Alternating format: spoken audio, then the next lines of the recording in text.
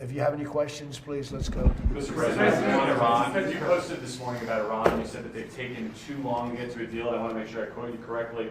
You said that now they will have to pay the price. Yeah. What did you mean by that specifically? Well, we're going to be attacking them very hard. Resuming bombing? Yeah, well, we are. Based on the helicopter, I guess we have the right to do that. You know, they shot down a very incredible, actually an incredible machine. And at first they said they didn't do it, then they admitted they did. It was sort of easy because we have the bomb. We actually have the bomb. Got very lucky that bomb didn't explode. That bomb was lodged in the helicopter. It didn't explode. It was on fire, but it didn't explode. Those two guys, they knew how to fly, but they got very lucky. And then we had the unmanned boat going very, very fast at speeds that you wouldn't want to go. That's why it's unmanned, I guess, because nobody can go in that. But they rescued, so both people are, fortunately, the pilots are okay. Now, look, I've been working with Iran for a number of months, and they should sign their deal. It's a good deal. It doesn't give them the right to have a nuclear weapon. In fact, it totally prohibits them from ever having a nuclear weapon. And it was just tap, tap, tap. I don't know what they're doing. So they then shot at our helicopter. Very expensive helicopter, by the way, but much more importantly, the two men, fortunately, they're okay. But an amazing rescue. If you ever get a clip, you won't believe the rescue, how cool it was. The equipment we have. Look, we have the strongest military in the world. And I gave them a break at the request of Pakistan. The Field Marshal and the Prime Minister of Pakistan are great. We stopped them from going to war with India. You would have had a nuclear war if it wasn't for me. But they became friendly to me, very friendly, and they're close to Iran, and they worked, and they still are working on trying them to do what's right. But we want a deal that's meaningful. We want a deal that works. We don't want to just have a Barack Hussein Obama deal, JCPOA, the worst deal. That was a path to a nuclear. It's the exact opposite. You know, I like on television, they say, oh, they should have kept that deal. First of all, it was over. It was a short-term deal. But that deal was a path to a nuclear weapon. This is a path against a nuclear. You can't have a nuclear weapon. His was a path to a nuclear weapon. They were developing, during his administration, nuclear weapon. If they had a nuclear weapon, there'd be no Israel, there'd be no Middle East, and they would have absolutely shot at us. So we'll see what happens. But we hit them hard yesterday, and we're going to hit them again hard today, in case you miss it, in case you don't turn on your television set. And we'll see what happens with the deal. We were really close to a deal, but they keep tapping us along. They keep playing us for suckers because, you know what? They dealt with some very stupid presidents. I have to say that. I'm embarrassed to say it. Some very stupid people were sitting here. Yeah. Mr. President, you mentioned the Senate race in Maine. Are you all in supporting Susan Collins? Does she have your full support and endorsement in her Senate She does re-election? because she's a sane woman. She's not my best friend at all. These guys are. I get along well, but I have some. But she's a sane person. And she's a person that never missed a vote in many years. I mean, she's like had 10,000 votes. She had 10,000 votes. She never missed a vote. Unfortunately, because sometimes she voted against me. You know, look, she's a sane woman, and she's a respected person. Maybe a little different ideology than me, but this guy is a thug. He's a fake thug. He's a phony. I made a lot of money picking out phonies. He's a real phony. He's a bad person. Mr. President, are you going to go back to attack, or are you thinking of attacking Iranian power plants and bridges as you've... Well, I'm not going to say that to you, but I could do that. Look, I could knock out... We have the most powerful... I built the military with these people approving it. They approved numbers that nobody would have ever thought we would have been. But we built it. We gave a lot to Ukraine through Biden. He gave a lot of money, a lot. But we're in great shape. We have a lot of storage capacity. But he gave a lot. And if you look at what's happened, when I left, our cupboards were full. He gave it. Now I sell it to the European Union, and they give it to Ukraine for the most part. But we have the strongest military anywhere in the world, and sometimes you'll have to use it. And we have to remember, and when people hear this, Iran very simply cannot have a nuclear weapon, and they won't. And they've agreed to that. All they have to do is they have to start signing a paper. It's fully negotiated. We have a fully negotiated, but they're tapping and tapping. And I say, all right, let's give them a couple of more days. They're tapping because it's a meaningful paper. They know when they sign that paper, it's meaningful. The Obama deal, JCPOA, one of the worst, one of the dumbest documents I've ever seen. Yeah, please. Go ahead. Mr. President, when are you meeting with tech executives about the government taking a stake in AI companies, and what could this partnership look like? About AI? Well, I can say this. We're having a meeting with them. It's an amazing industry. It's bigger than any industry anyone's ever seen. We are leading China by a lot. And, you know, whoever leads that is going to really lead the world to a large extent. That's how big it is. And I'm going to have meetings with the top 12 or 15 executives very shortly. And we're talking about giving back something to the public. And if we do that, the public will become very rich, the people in our country, because that's the kind of money we're talking about. And I think they'll do that, and I think it'll make it very popular. What would you like Please. to Thank you, President. I have two questions. First of all, Turkish President Erdogan keeps threatening Israel. Do you think there's a chance of a conflict between Israel and Turkey, and will you sell F-35 to Well, as you know, he's a very good friend of mine. And we've worked very well together. I like him a lot. I'm not supposed to say that because the press will say, oh, he likes Erdogan. No, he's a hell of a leader and a strong person, very strong person. I haven't heard that at all. If I did, I'd call him, and I think I'd make sure that things were fine. I don't think that will happen with Turkey, not as long as I'm president, because he respects me and I respect him. But beyond that, we have a good friendship. So, you know, we'll see. And my second question, that's my second question. Besides peace in the Middle East, what do you wish yourself for your birthday? For my birthday. Well, I'll go a step bigger. Peace for the world, okay? Peace for the world. Middle East, yes. Peace for the whole world, yeah. Mr. President, there is a New Jersey Democratic congressional nominee over in the 12th district. His name is Adam Homily. He has a connection to the blind sheikh. Yeah. And I was wondering if I could get your thoughts. I think it's on terrible. Okay? I think it's terrible. I've seen it. I mean, he was more, you know, now he's trying to sort of say, yeah, I sort of knew him. He didn't know him. They were very good friends. And you look at you go back and look at what happened during that period of time. He was a witness at the trial for him. He was a positive witness for him. He said the most glowing things. The guy knocked down the World Trade Center, admitted that he knocked down the World Trade Center. I think it's another one, if you look. I actually think the one in Maine is worse, because he's just an outright pig. He's like a pig. I watched him a couple of times. He's like a pig. That's what he reminds me of. You know, I come up with good names for people. I don't want to stick him with that one, although I think pigs would be very upset about it. Go ahead. Mr. President, July 1st is coming fast. How confident are you that you'll be able to renew the USMCA, and what more do you expect from Canada at this point? Well, I'm not looking to renew it. I don't, you know, I mean, I made the deal, and the primary reason I made the deal is that NAFTA was the worst trade deal I've ever seen. Yeah. And I made it better, but I had the right to terminate. And, you know, with NAFTA, we didn't have the right to terminate. I had to get these senators to approve that deal. That was a tough thing, Congressman, too. NAFTA had no termination. So, I mean, I've never said this before, but I'll tell you what my thinking was. NAFTA was a disaster for our country. The worst trade deal ever made, by far. You know, they had typos in, okay? And they were supposed to correct them. And they never corrected them when they were signed. They knew there were typos. And there's a process for that. You state your claim and, you know, you get a change. They had typos on percentages.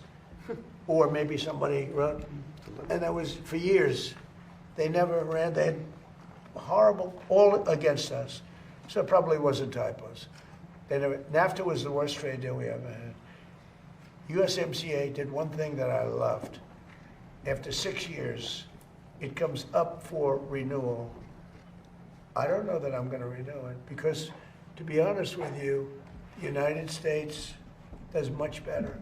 Hey, we don't need anything that Canada has. We don't need anything that Mexico has, but they need everything that we have.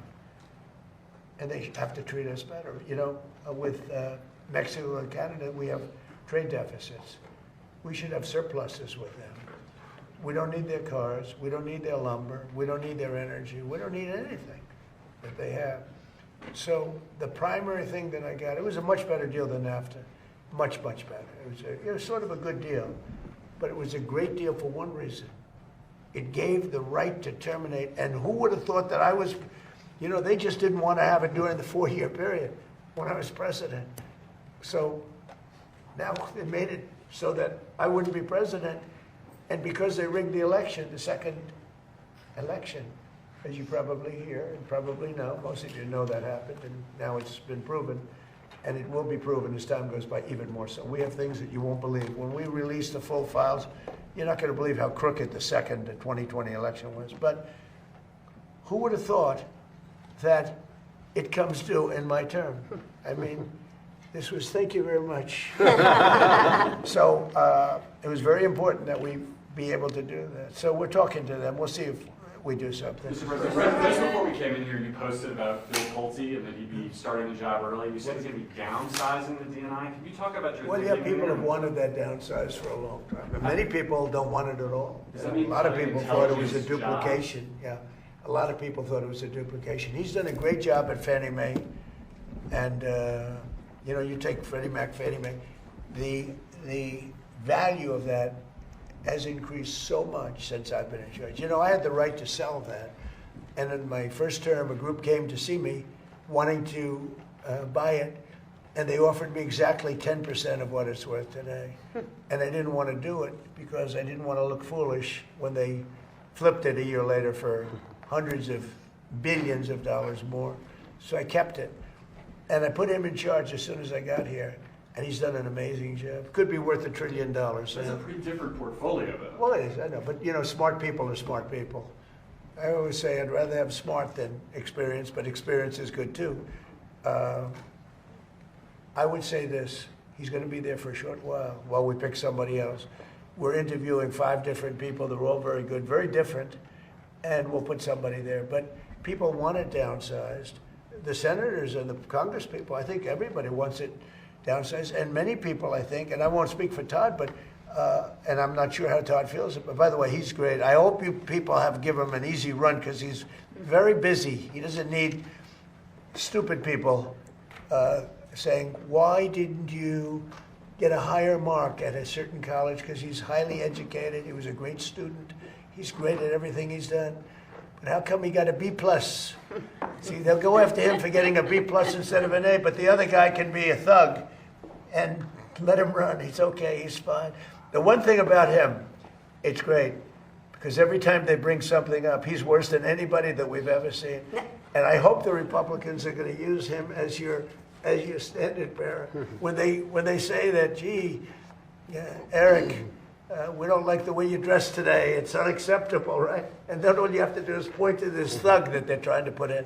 So pretty much that's the way it is. He's going to do a good job. He's going to be there for a very short period of time. He will be superseded and replaced by somebody that's going to have the job permanently. Okay? What do you think of the president? Democrats saying they'll hold up the... I don't care what they say. Democrats. They're not Democrats. They're Democrats. They're dumb people, yeah. But you need their votes. Then I guess something's going to happen. No, we can't let them extort us. I told the guys today, we can't let them. They've done it on numerous occasions. I said we can. What we're signing today has been amazing, but they tried to extort us, and eventually, and they were losing tremendous support because they're extorting on law and order, and they can't win on law and order. People want law and order. They don't want crime. And that's essentially what they were doing. And ultimately, they could not take the heat. But we can't let them extort. Mr. President, it starts tomorrow. And What starts? The World Cup. Yeah. Soccer World Cup, football. Most successful World Cup they've ever had. Exactly. They've never sold tickets at that level. They've never sold that many tickets so quickly. It's amazing because you don't think of soccer. We use the word football, soccer, right? But you don't think of soccer in this country. It's the most successful. I spoke to Johnny this morning. He's fantastic, and he's the boss.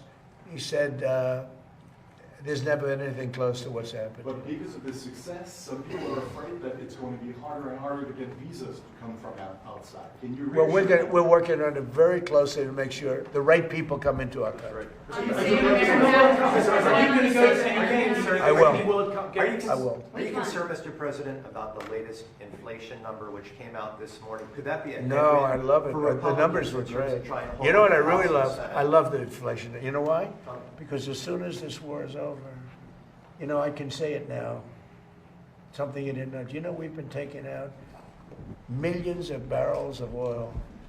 Nobody knows it. You know who doesn't know about it? Iran, until right now.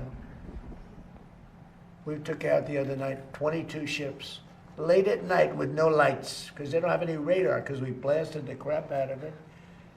We took out, that's why oil's $85 a barrel. I mean, you take a look. Remember when I did this, I said, look, the one bad thing will be, we hit the best economy we've ever hit. And I said to my people, I had Scott, I had Howard, I had Pete, I had all of them. I had Todd in the room. I said, the one thing we have to do now, we had just hit the highest stock market in history, highest 401ks in history. Everything was going well. And I said, I hate to do this to you guys, but Iran's going to have a nuclear weapon very soon. We have to go and attack. So we hit them with the B-2 bombers, which took a lot of courage. It was totally successful. We buried it, very hard to get. But now we had to make the second move. And I said, you know, the bad part is the stock market will go down by a lot based on predictions of experts, like 25%. And it was worth it.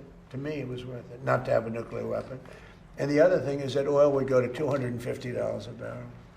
It's at 85, and which is pretty amazing. And here's the key. We just hit today another stock market high. 74 in my short time here, 74 days we hit stock market all-time historical highs. Nobody can believe it. The Dow, the S&P. S&P was at 7,000. They said in 4 years, maybe 5 years. It will never hit it during the term. It was too much. I hit it in my first year. I hit on the Dow, it was 50,000 was an impossible number. They said 5, 6 years out, you'd hit. Well, I hit it in my first year. And now I get everyone in the room and say, congratulations, but now I'm going to take it down a little bit because we cannot let Iran have a nuclear weapon. And they all agreed with me, Todd, you remember. Everybody agreed. And we took a little journey down to Iran. We first stopped off at Venezuela, by the way, and we have paid for that war many, many times over. And we have great relationships with the people of Venezuela. We get along with them great. It was a great success. It was a one-day war. It was really, to be exact, 48 minutes of fury, and it was over. And Venezuela is doing great. Relationships with the people are great. It's become a happy country, believe it or not. I mean, it's become a happy country. And we're taking out millions of barrels of oil from Venezuela. And then we went to Iran. And essentially, we've done the same thing. It doesn't look as pretty, but there's no Navy. 159 ships at the bottom of the sea. There's no Air Force. All of their planes are blown up. Most of their drones are gone. Most of their drone-making ability is gone. Most of their missiles are gone. All of their leadership is gone, so they replaced it. All of that leadership is gone, so they replaced it. And that's the people we're dealing with now. And I think they're going to want to make a deal, but we're going to find out. Do you expect inflation to come down between now and November? When the war is over? Yes. It's coming down. I know you can't. It's going to come down like a rock. And again, we're taking out millions, which I'm just announcing today for the first time. But we've been taking out millions of barrels of oil. Millions of barrels. Every night we took out oil. But now I'm going to tell you because they just figured it out. So now that they figured it out, I can tell you. It was very hard for me. I wanted to say it so badly, but I didn't want to ruin it. But it was very hard. But millions of barrels of oil has come out. And that's why it's at $85, $90 a barrel instead of $250. But We have the greatest military in the world, the toughest military in the world, just the best in every way. Nobody even close. There's no military that's even close. I rebuilt it during my first term. I'm using it now. When this conflict is over, Todd said, please go into conflict, right? As opposed to the word war. He didn't like the word war, but it's sort of a conflict. It's a military operation. When it's over, you will see oil drop to where it was before. We were getting gasoline. Just before it started, I was in Iowa, and we passed gas stations, $1.85 a gallon. And we'll be back at those levels very soon. Thank you very much, everybody. Thank you, Russ. Thank you, guys. Thank you, guys. Thank you, guys. Thank you. Thank you all. Thank you. Joe is sign. Wait, you guys. Yeah, the only one. Yeah. See, Biden wouldn't do this. No, he wouldn't. He needed a machine. That's the real deal right there. Okay. Beautiful.